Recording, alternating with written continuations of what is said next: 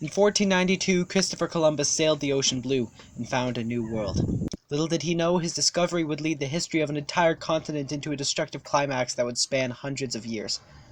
To the Europeans, the New World represented economic opportunity, escape from religious persecution, and, for some, the hope for a new start.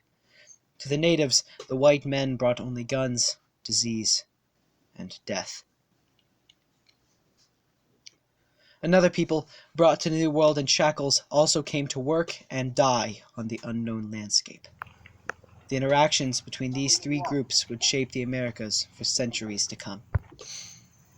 39 years earlier, the rising Ottoman Empire conquered Constantinople, the last Byzantine stronghold in Europe. When the city fell, so too did Europe's connection with the Far East, prompting Europeans to seek a new route to Asia. Thus, an age of discovery and exploration began. The first of the European nations to rise to power, Portugal, began to explore the African coast. In so doing, they discovered the first sea route to India. Portugal expanded and consolidated its maritime empire. The ambitious monarchy of Spain looked on with envy, eager to spread their influence. To do so, they funded the expedition of an explorer named Christopher Columbus. Convinced that he could find a quicker route to Asia by sailing west, he embarked on a voyage across the Atlantic. After landing in what he thought was the East Indies, he claimed the islands for Spain. He eventually realized he did not land in Asia, but in a new world, undiscovered by Europeans. And so Spain's new empire was born. Spain began by subjugating the natives in this strange new land. They came into conflict with the Aztec and Inca empires, who were quickly defeated by a mix of weapons, technology, and most importantly, disease. Common cold! The devastation of disease, war, and subsequent enslavement caused native populations to fall by 95%. Syphilis!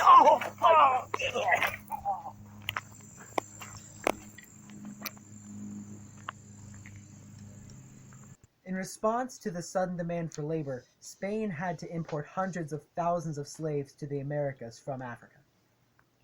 The slave trade with Europe quickly became a thriving enterprise. Instead of people being sold into slavery as a byproduct of war, wars were fought with the express purpose of capturing and selling slaves.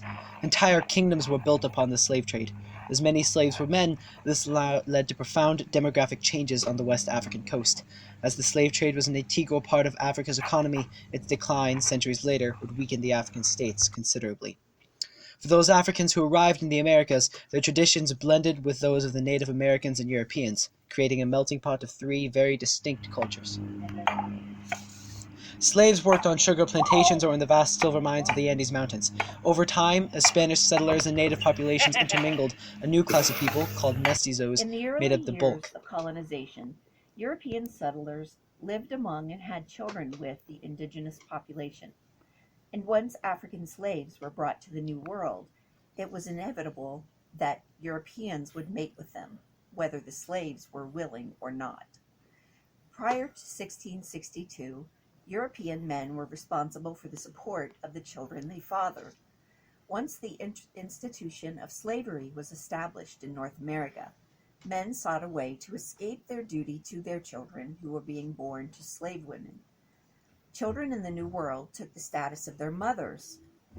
After 1662, leaving European men free to rape, coerce, or seduce slave women as they wanted. Conditions were slightly better in Latin and South America, but there was still an elaborate system of classification for mixed-race people, which lasted for centuries. Further north, on the banks of what is now Canada, the rising power of France began its colonial venture. The French settled in a series of forts and trading posts around Quebec and the Mississippi River. Unlike the Spanish, they had no interest in subduing natives or farming the land. They came for furs. The French prospered in trading guns, knives, and other tools for valuable furs. They also made several alliances with native populations like the Huron.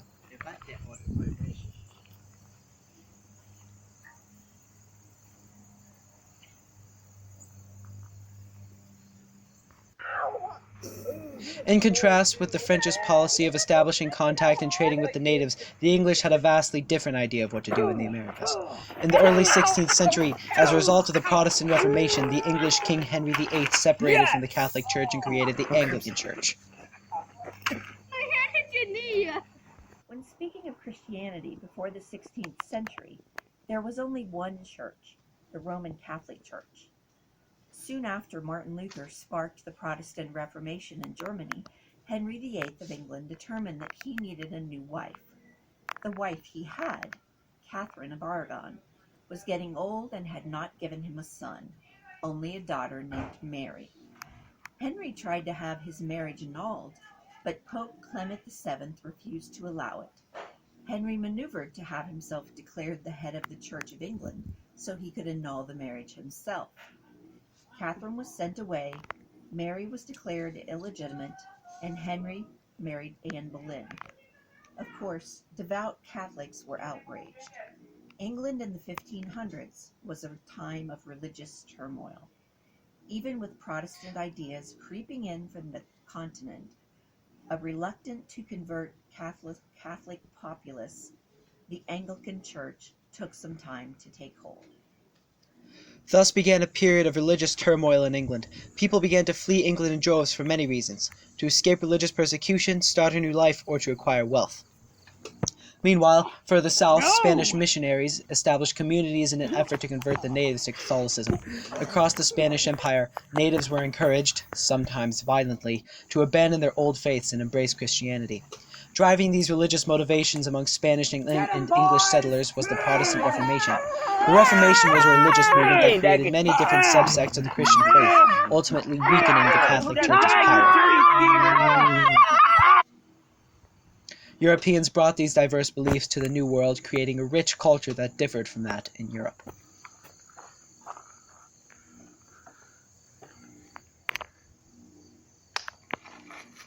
Along with religious fervor, settlers to the New World brought with them ideas from the Enlightenment, a revolution about how they thought of government. Ideas of natural rights and social contract flourished in the New World, especially within the English colonies. Republican ideals would shape the continent and lead to the creation of several new nations.